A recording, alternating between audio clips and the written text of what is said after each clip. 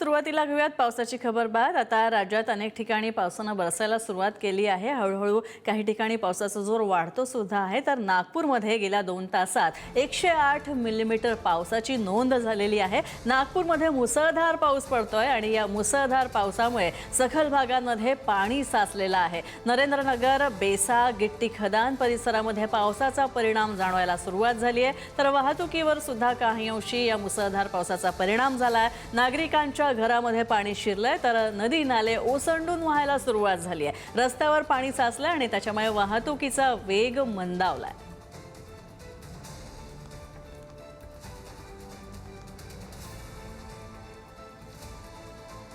तर नागपूरमध्ये सकाळपासूनच मुसळधार पाऊस सुरू आहे। सतत हा पाऊस कोसळतो आणि त्यामुळे प्रतापनगर आणि सोमलवार शाळेच्या मैदानामध्ये मोठ्या प्रमाणात पाणी साचलेलं आहे। शाळा सुरू असताना मैदानात पाणी साचलं होतं आणि विद्यार्थ्यांच्या सुरक्षेचा प्रश्न इथे निर्माण झालेला आहे। तर परिसरात रस्त्याचं काम सुरू असल्यामुळे पाण्याचा निचरा सुद्धा होत नाहीये। तर हवामान खात्याने नागपूरसाठी पावसाचा आज येलो अलर्ट जारी केलेला आहे आणि त्याच्यामुळे दुपारनंतर मुसळधार पावसाचा अंदाज वर्तवण्यात येतोय।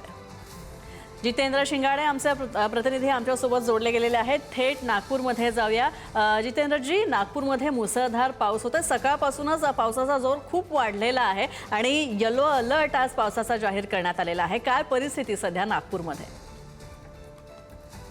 पावसाची रिमझिम सुरू होती, पावसाची उघडदीप सुरू होती, मात्र दुपारी पावसाने जोर धरला आणि अति मुसळधार पाऊस जो आहे तो नागपूर शहरात आलेला आहे। नागपूर जिल्ह्याचा मोठ्या प्रमाणात पाऊस आहे आणि सध्या मी आहे नागपूरच्या प्रतापनगर परिसरातील या सोमलवार शाळेबाहेर आहे। या शाळेबाहेर जे आहे ते आता आपण पाहू शकतो की मोठ्या प्रमाणात पाऊस पडल्याने विद्यार्थी जे आहेत त्यांचं रेस्क्यू ऑपरेशन सुरू आहे। इथे रस्त्याचं बांधकाम सुरू आहे आणि या रस्त्याच्या बांधकामामुळे जो पाण्याचा निचरा होणे आवश्यक होते तो पाण्याचा निचरा होऊ शकलेला नाहीये। हे रस्त्याचं बांधकाम मुळात उन्हाळ्याच पूर्ण व्हायला पाहिजे होते, मात्र पावसाळा अर्धा उलटून गेला तरीही या रस्त्याचं बांधकाम पूर्ण झालेलं नाहीये। त्याचबरोबर या शाळेच्या शेजारी जो आहे तो एक नाला आहे, त्यामुळे नाल्याचं पाणी आणि पावसाचं पाणी जे आहे ते या शाळेच्या मैदानामध्ये साचलं। जवळपास कमरेपर्यंत हे पाणी आलेला होता, पाऊस आलेला होता आणि त्याच्यामुळे विद्यार्थी आणि शिक्षक जे आहेत ते शाळेत अडकून पडले होते। त्यानंतर महानगरपालिकेचा जे अग्निशमन विभाग आहे आणि आपत्ती निवारण विभाग आहे त्याचे कर्मचारी आलेले आहेत आणि आता या विद्यार्थ्यांना रेस्क्यू करण्याचं काम जे आहे ते इथे सुरू आहे ते आपण पाहू शकतो। या शाळेचा विचार केला तर सकाळी जवळपास 2000 ते 2500 विद्यार्थी इथे शिक्षण घेतात आणि ते इथे पूर्णपणे अडकून पडलेले होते। आता जे आहे ते इथे महापालिकेचे मोठे अधिकारी देखील आलेले आहेत, आयुक्त देखील आले आहेत आणि पाणी कसं इथून काढता येईल त्याचा विचार करून राहिलेले आहेत। आता हा केवळ एका शाळेचा प्रश्न नाही आहे, तर नागपूर शहरात मोठ्या प्रमाणात पाऊस पडल्याने आणि 2 तासातच जवळपास 108 मिलीमीटर पावसाने हजेरी लावल्याने जो सखल भाग आहे त्यामध्ये नरेंद्रनगर असेल, युरी असेल, गिट्टी खदान असेल, अनेक सखल भागामध्ये पाणी शिरलेलं आहे। अनेक जे अंडरब्रिज आहेत ते अंडरब्रिज जे आता पावसामुळे भरल्यामुळे बंद करण्यात आलेले आहेत।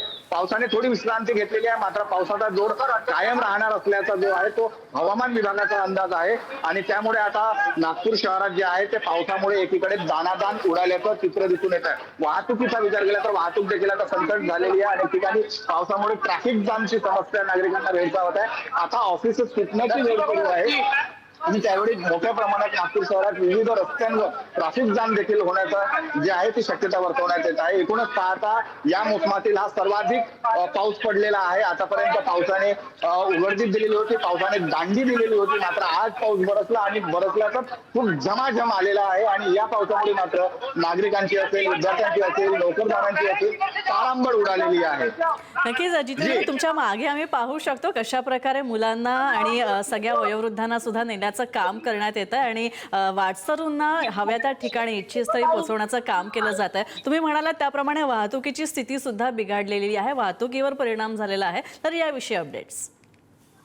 नक्कीच, कारण आता ऑफिसेस सुटण्याची वेळ झालेली आहे। अनेक अंडरब्रिज आहेत ते पावसामुळे पाण्याखाली गेलेले आहेत आणि त्याच्यामुळे ते बंद करण्यात आलेलं आहे आणि त्याच्यावरची जी ट्रॅफिक होती ती इतर ठिकाणी वळवण्यात आलेली आहे आणि त्याच्यामुळे नागपूर शहरातील जे अनेक मार्ग आहेत, महत्वाचे मार्ग आहेत, त्या मार्गावर जे आहे ते आता वाहतूक संथ गतीने सुरू असल्याचं दिसून येत आहे. अनेक चौकात पाणी साचलेलं आहे आणि त्यामुळे देखील जे आहे ट्रॅफिक जाम झाल्याची आता समस्या दिसून येऊन राहिलेली आहे.